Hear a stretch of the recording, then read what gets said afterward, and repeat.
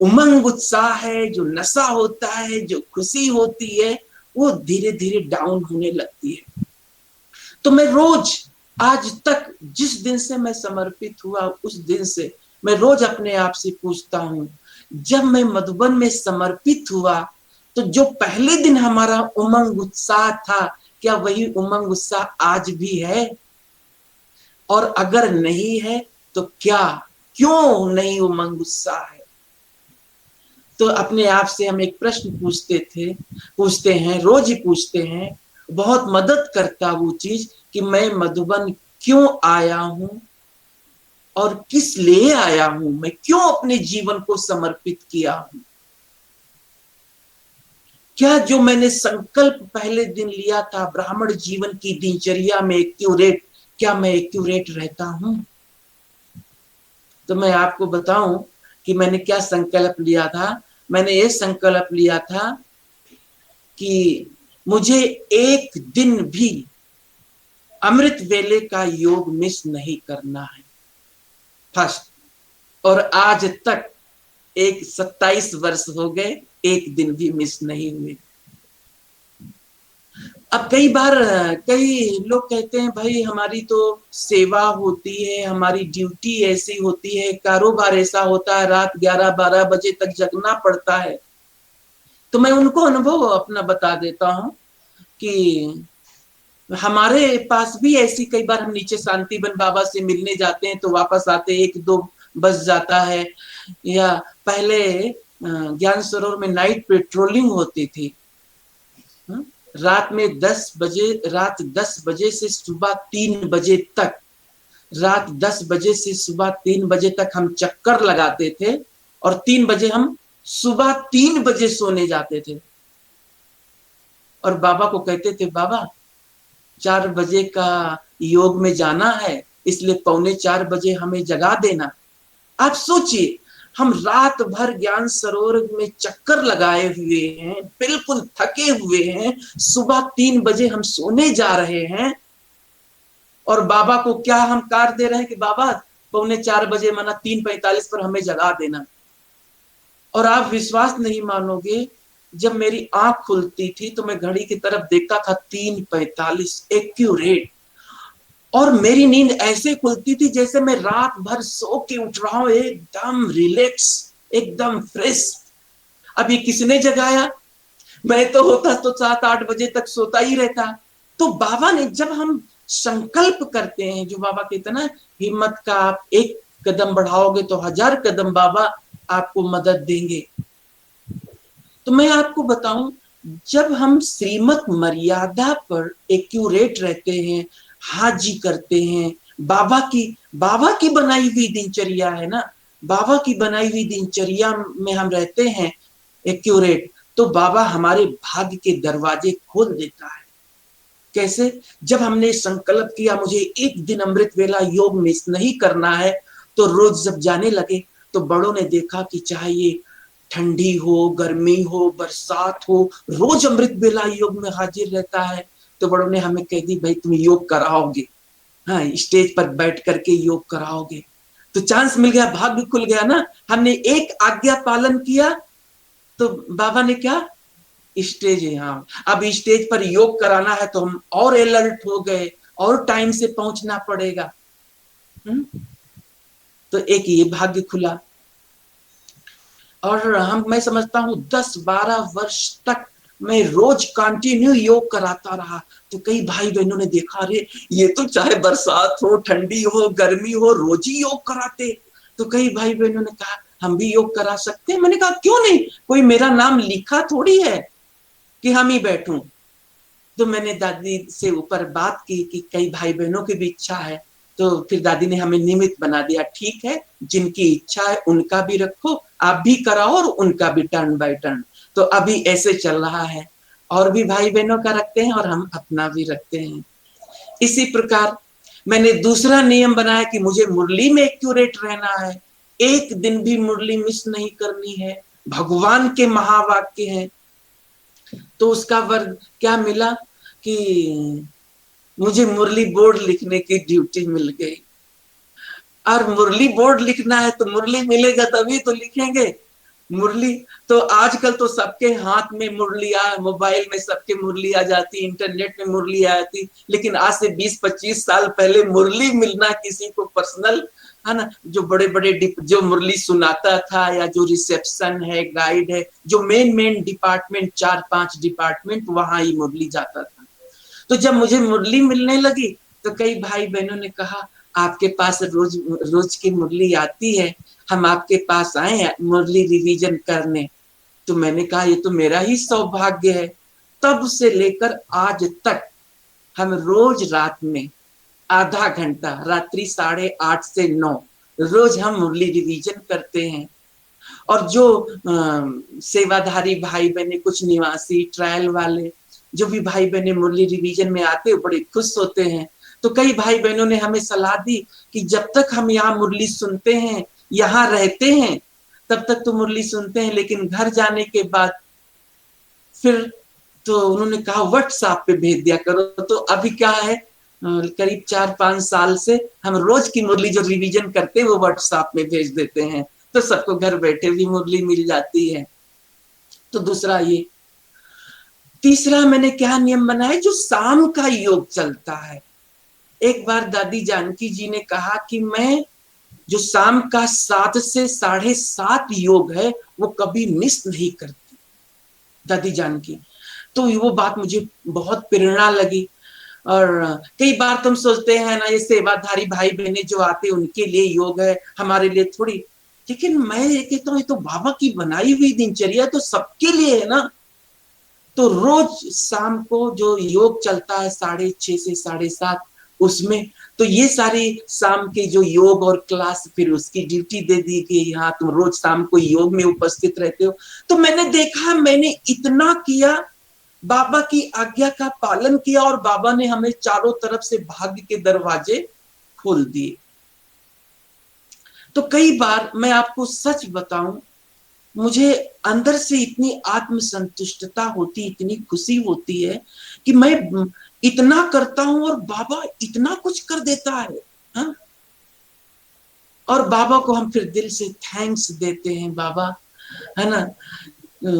कई बार हम कहते बाबा सब कुछ इसी संगम युग पर ही दे दोगे क्या, मुझे इतना नहीं चाहिए। मैं आपको बताऊं, इतनी अंदर से आत्म, क्योंकि हम जब श्रीमत मर्यादा पर चलते हैं तो अंदर से जो खुशी होती है, आत्मसंतुष्टता होती है, वो अपने आप को अनुभव होती है। अच्छा, तो जैसा कि मैंने बताया कि मैंने अपने ये नियम बनाया कि ब्राह्मण जीवन की दिनचर्या में एक्यूरेट। तो अब हम थोड़े थोड़े छोटे छोटे आपको टिप्स बता देते हैं कि कैसे हो हमारी दिनचर्या। आपको बहुत अच्छा लगेगा और आप उसमें से जो आपको अच्छा लगे वो आप अपने लिए कर सकते हैं, नियम बना सकते हैं। तो जैसा कि मैंने बताया, पहली बात, क्योंकि जब मैं खुद जिस चीज का सुख लिया हूं वो मैं वही चाहता हूं कि हर एक वो सुख ले और वो अपने जीवन में अनुभूति करे। तो पहली बात, अमृत वेले का योग। अब हम ज्यादा डिटेल में ना जाकर के केवल एक शब्द बताएंगे। अगर किसी का अमृत वेला योग भारीपन होता है, नींद आती है, उबासी आती है, नहीं उठ पाता है, कोई भी समस्या है, तो 16-11-95 की अव्यक्त मुरली पढ़ लीजिएगा। उसमें बाबा ने सारी समस्याओं का समाधान दिया है। अगर अमृत वेले योग में किसी भी प्रकार की शिकायत है तो उसमें बाबा ने उत्तर दिया है। 16-11-95 की अव्यक्त मुरली है। और एक लाइन में मैं बता दूं तो बाबा ने खास ये कहा कि अमृत वेले योग का संपूर्ण सुख लेना है तो रात में जब सोने जाते हो कमरे में, तो बिस्तर पर बैठ करके कभी आपस में संसार समाचार की लेन देन नहीं करना। इस बात के ऊपर बाबा ने विशेष अंडरलाइन कराई कि कभी आपस में बातें नहीं करना।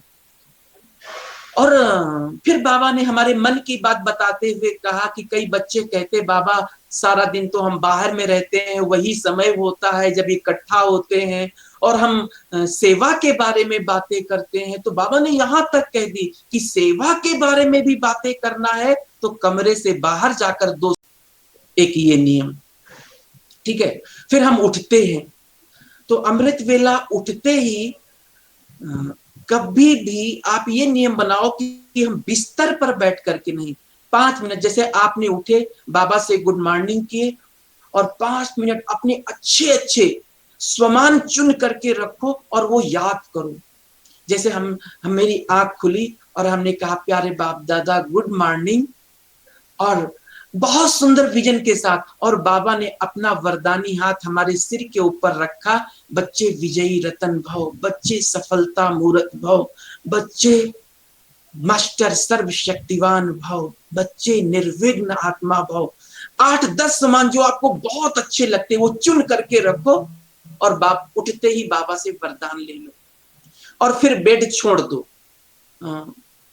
कोई आला ऊपर छत पे चले जाओ, लेकिन बाबा ने तो कहा था, एक मुरली में कहा था कि हर एक ब्राह्मण बच्चे को अपने घर में एक बाबा का रूम बना करके रखना चाहिए, और अगर आपके पास रूम नहीं है तो एक कोना में कहीं बाबा का फोटो माना लगा के रखो, जहां पर हम रोज बाबा को याद कर सकें, बैठ सकें। तो एक स्थान बाबा का जरूर बनाना चाहिए। और जब हम अमृत वेला योग में बैठते हैं तो उसको हम 3 स्टेप में बांट दे। एक बात याद रखो कि कभी भी ऐसे नहीं बैठना है योग में। आप अपने जीवन का एक नियम बना लो, सिद्धांत बना लो कि जब भी हम योग में बैठेंगे तो बिना कोई लक्ष्य लेकर, बिना कोई संकल्प लेकर के हम बैठेंगे ही नहीं। अभी हमें 1 घंटा योग में बैठना या आधा घंटा बैठना, तो करना क्या है?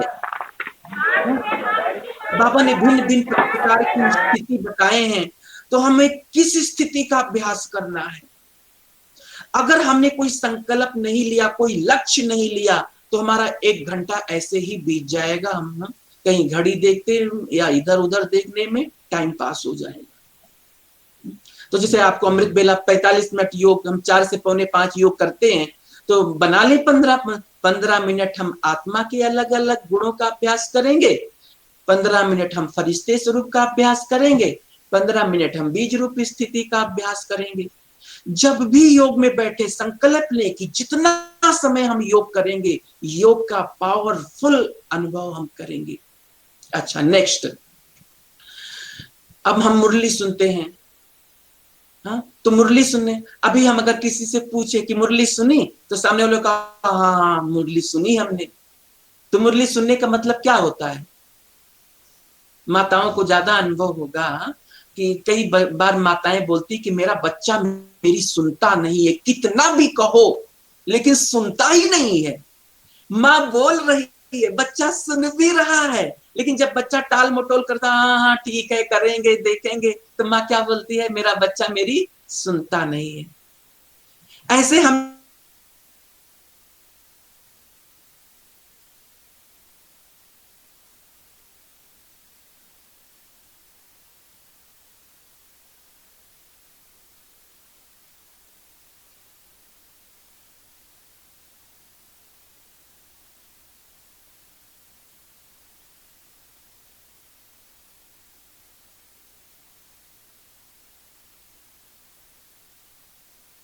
मुरली नहीं सुनी।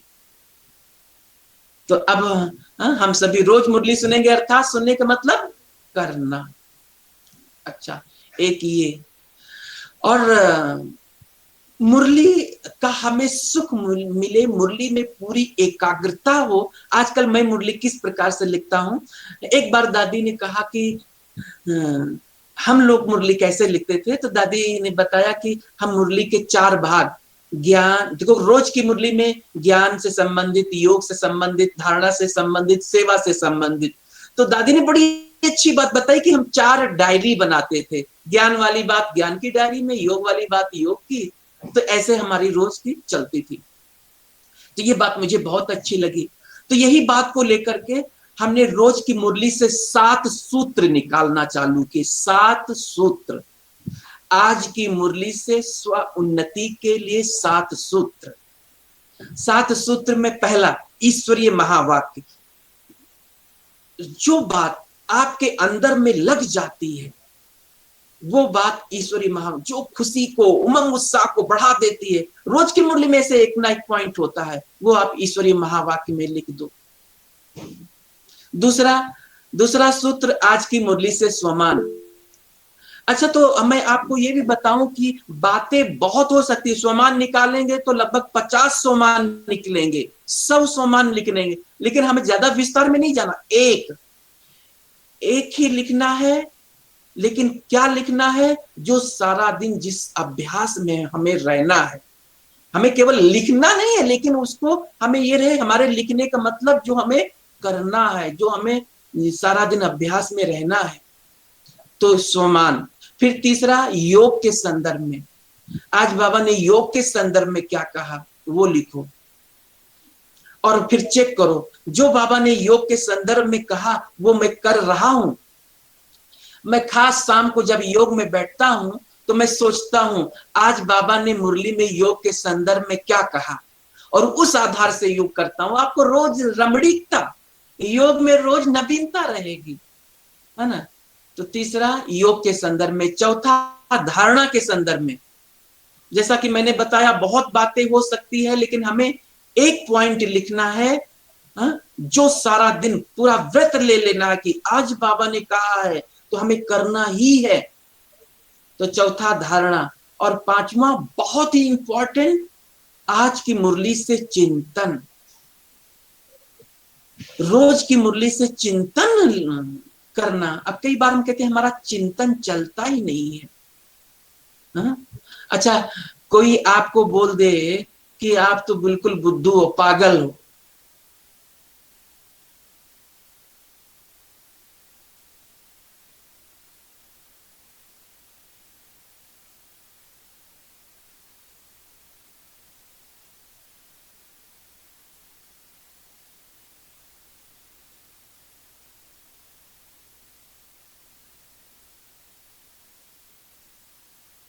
एक दिन नहीं 10 दिन बीत जाएगा, महीनों बीत जाएगा, सालों बीत जाएगा, 10 साल बीत जाएगा, वो भूलता नहीं। और याद रहे, 10 साल पहले इसी ने बोला था, आज तक मुझे याद है।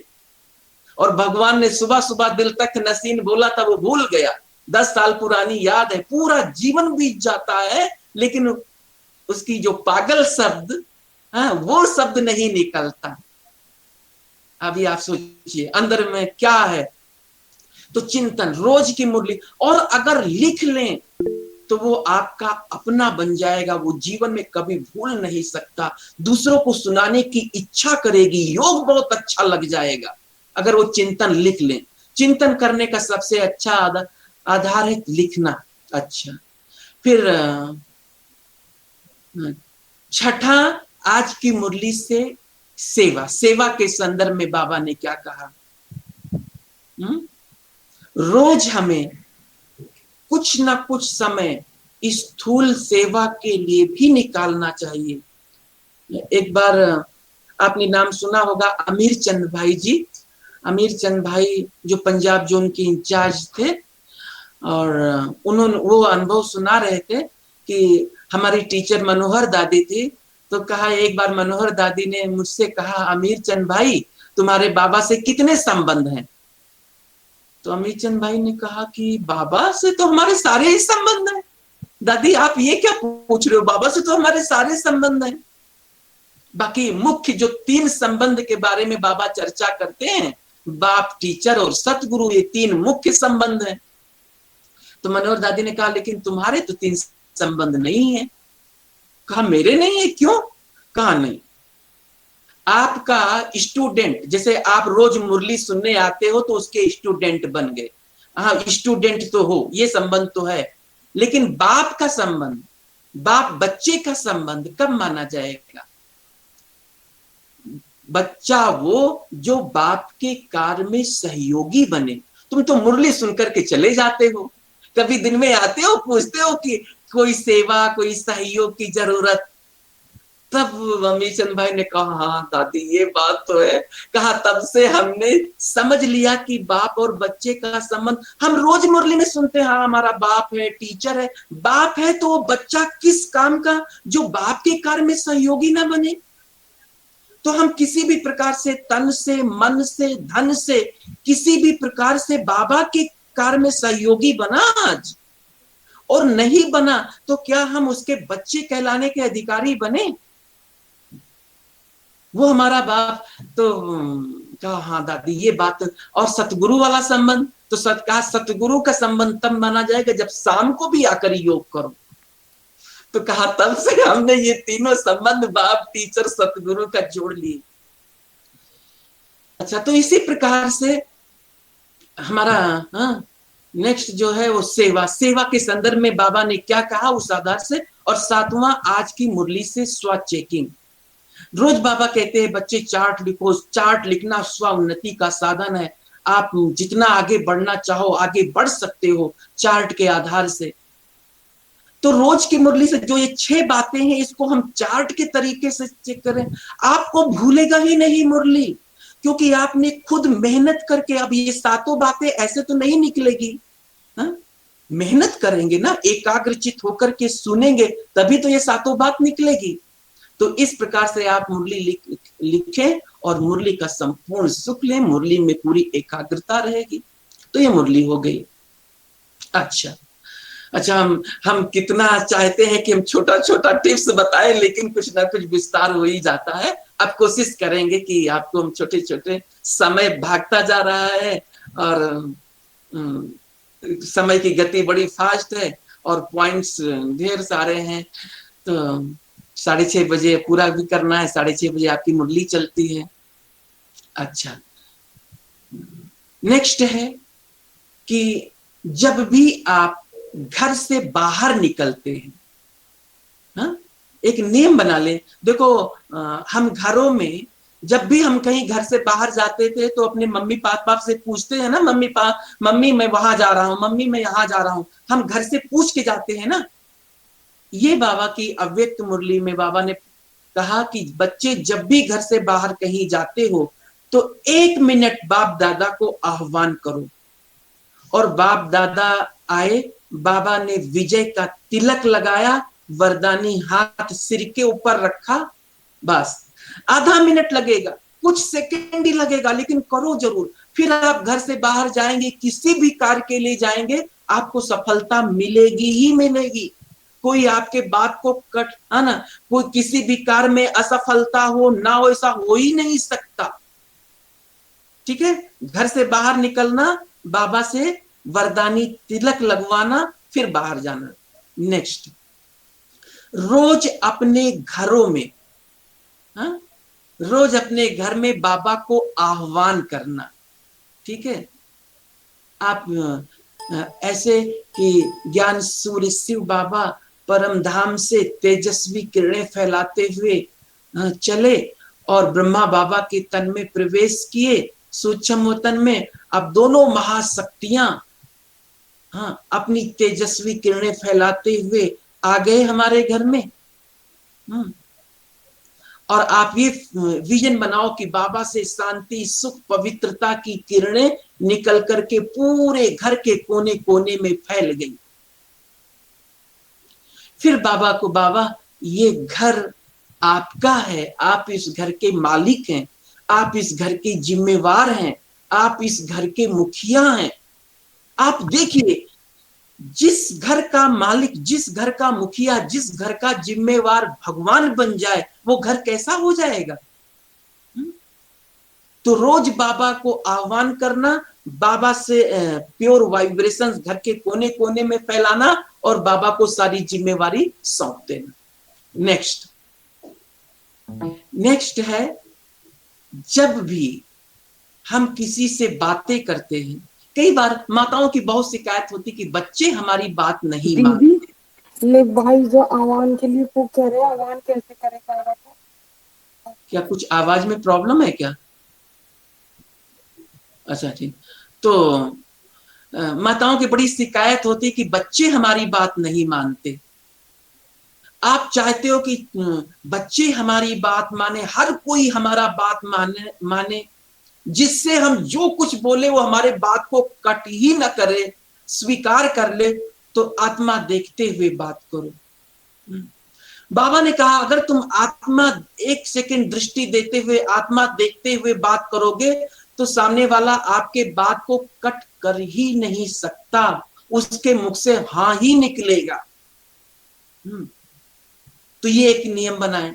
अच्छा, हम भोजन करते हैं, ठीक है ना, छोटे छोटे टिप्स आपको याद रहे। हम भोजन करते हैं, आप पढ़ लीजिएगा 87 या 88 की अव्यक्त। बाबा ने कहा था जो बच्चे योग युक्त होकर भोजन करते हैं उस भोजन के अंदर vitamin A B C D सारे विटामिन आ जाते हैं। ये बाबा के महावाक्य हैं।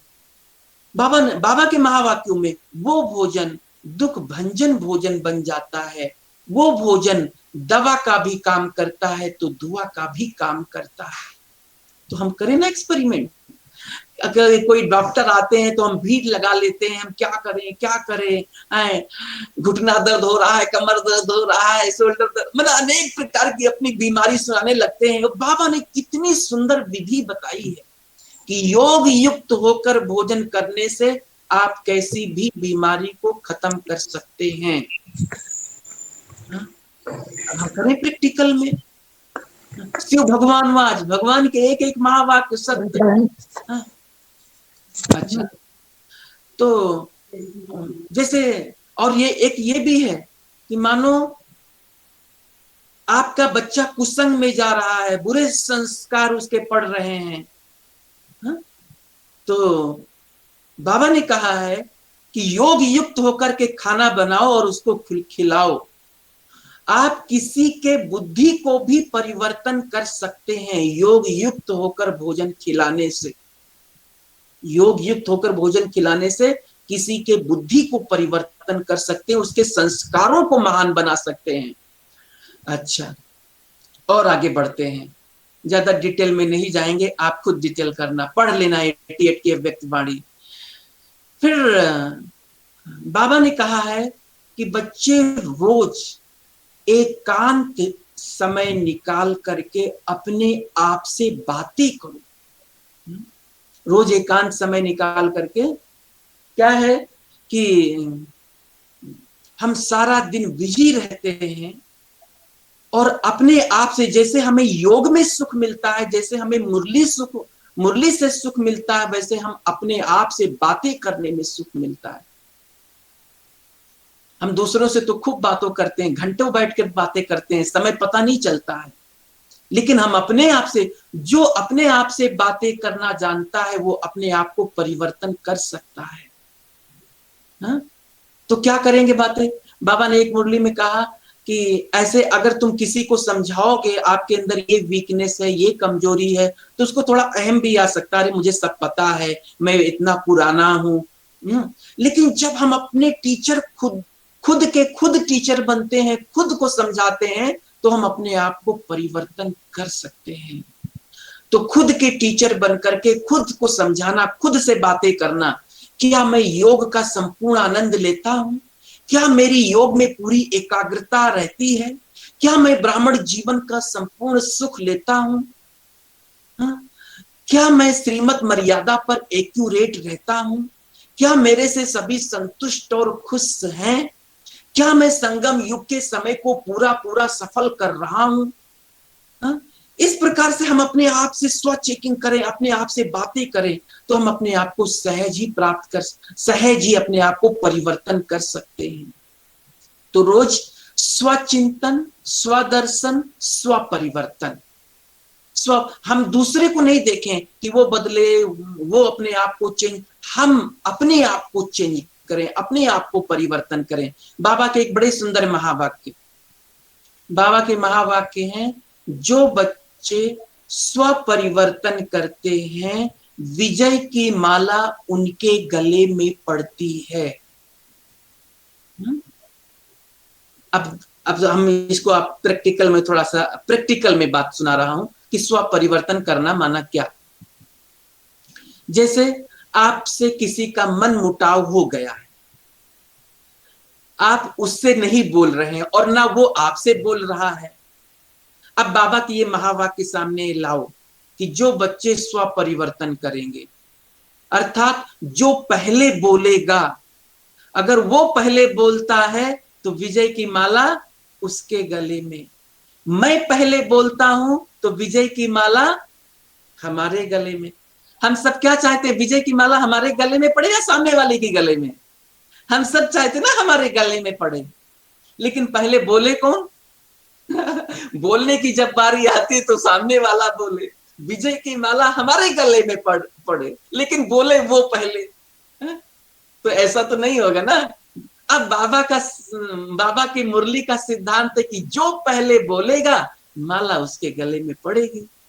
तो ये तो कभी हमारा आपस में मन मुटाव ना हो, है ना, और आपस में स्नेह और सम्मान प्यार की भावना हो। तो नेक्स्ट है, हम घरों में रहते हैं, हम चाहते हैं घर में हमारा आपस में स्नेह रहे, सम्मान रहे, प्यार रहे। हाँ, तो एक दूसरे की विशेषता को देखना और विशेषता वर्णन करना। आप देखते हैं मधुबन में 4000 भाई बहने रहते हैं। हाँ, बड़े बड़े महामंडलेश्वर आते हैं और दादियों से पूछते, दादी इन्हें आप क्या शिक्षा देते हैं? हमारे यहाँ 4 लोग होते तो वो भी आपस में लड़ते झगड़ते रहते हैं, और आप 4000 लोगों जहां एक साथ में रहते हैं और आप इतने सब प्यार से आप क्या शिक्षा देते हैं?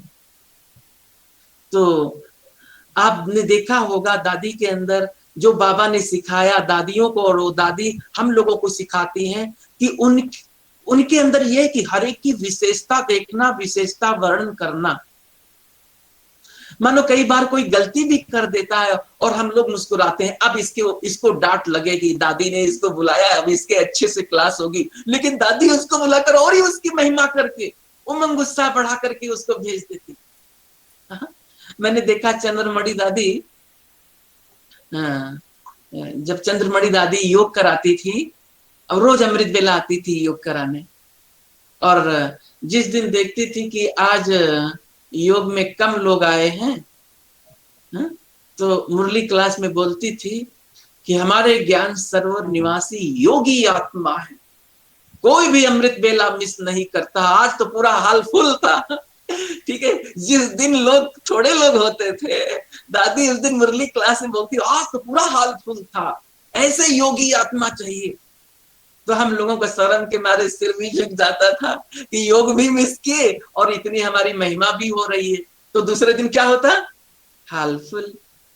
तो अब देखो बाबा हमें क्या करते हैं, आप अव्यक्त मुरली उठा के देखो, जो धर्म नेता, राजनेता, अभिनेता, साइंटिस्ट नहीं पहचान सके, तुमने जान लिया, पहचान लिया, है ना, उसके बच्चे बन गए। कितना पहले पेज पर कितना बाबा नशा चढ़ाते हैं, फिर दूसरे पेज में शिक्षा देते हैं टीचर बन करके, और तीसरे पेज में सतगुरु बन करके अच्छा योग करो। तो इस प्रकार से हमें आपस में स्नेह, सम्मान, प्यार, बाबा ने कहा कि सम्मान अगर आप चाहते हैं तो सम्मान दो, सम्मान देना ही वास्तव में सम्मान लेना है। हाँ? लेकिन बाबा ने कहा मेरे बच्चे क्या करते हैं, सम्मान देने में बहुत कंजूस बन जाते, पहले वो दे तो मैं दूं, उसने नहीं दिया तो मैं क्यों दूं, आ दिया। तो ऐसा ना हो, और हम बाबा के दाता के बच्चे हैं, राजा बच्चे हैं, होनहार, तो हमें दिल से हर एक को देना है। तो बातें बहुत बहुत, लेकिन समय की मर्यादा है। लास्ट में हम ये बताऊंगा कि आप चलते फिरते उठते बैठते कर्म करते बाबा की याद बनी रहे, इसलिए आप नियम बनाएं कि जब भी हम चलेंगे लाइट के शरीर में चलेंगे, फरिश्ता बन करके चलेंगे, बाबा की छत्र छाया में चलेंगे। जब भी हम किसी को देखेंगे तो उसकी गुण विशेषता को देखेंगे, उसके आदि अनादि स्वरूप को देखेंगे। बाबा ने एक मुरली में कहा आपकी दृष्टि पिचकारी पड़ जाए, जो भी सामने आए, कोई सामने आया मेरी दृष्टि से शांति का वाइब्रेशन, दूसरा सामने आया मेरी दृष्टि से पवित्रता के वाइब्रेशन, तीसरा सामने आया मेरी दृष्टि से शक्तियों के वाइब्रेशन। आपकी दृष्टि पड़े तो कोई खाली नहीं जाए, कोई ना कोई शक्तियों की सकाश उसको दो ही। इसी प्रकार जब भी हम बैठते हैं तो भले हम शरीर से कुर्सी पर बैठे हैं, सोफा पर बैठे हैं, चारपाई पर बैठे हैं, लेकिन मन बुद्धि कहाँ बैठे? हम बाबा के साथ बैठे हैं, हम बाबा की गोदी में बैठे हैं, हम अकाल तख्त पर बैठे हैं, हम परमात्म दिल तख्त पर बैठे हैं। हाँ? हर लौकिकता को अलौकिकता में चेंज करना, ये हमारे अंदर होना चाहिए। है ना?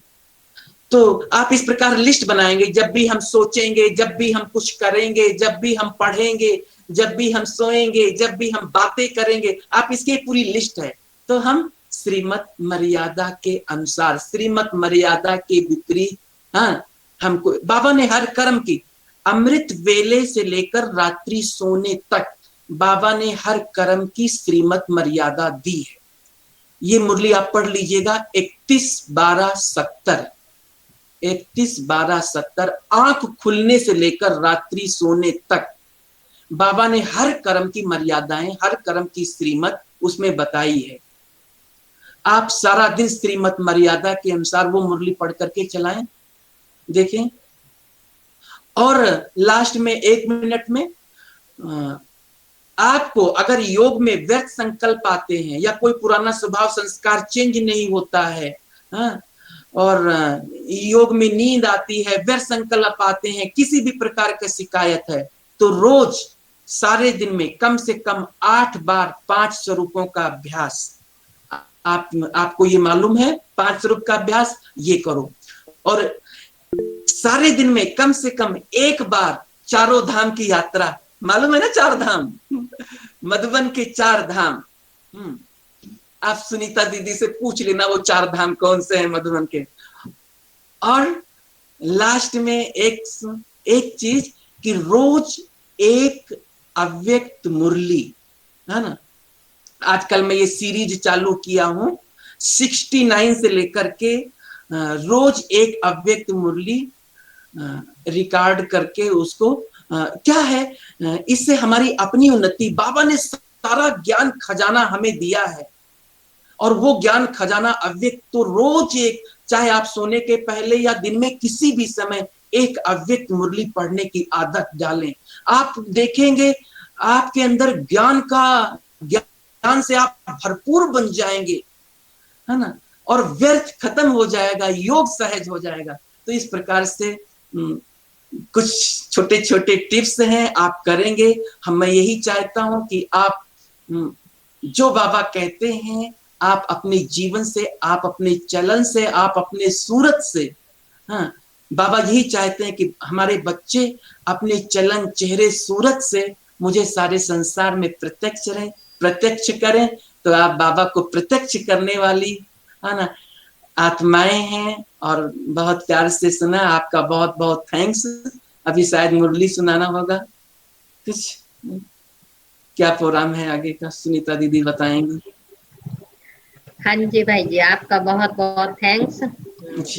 अभी आगे मुरली का ही प्रोग्राम है, लेकिन यहाँ हम आपकी क्लास का एंड करते हैं। जो ये वाली क्लास थी, फिर आगे की मुरली की क्लास शुरू होगी। तो आपका सब भाई बहने एक हाथ उठा करके धन्यवाद करेंगे। और गुंजन बहन आपके थैंक्स में कुछ सुनाना चाहती हैं। ओम शांति। बड़ा सुंदर गीत सुनाती हो भाई, गीत तो बहुत अच्छा सुनाती है।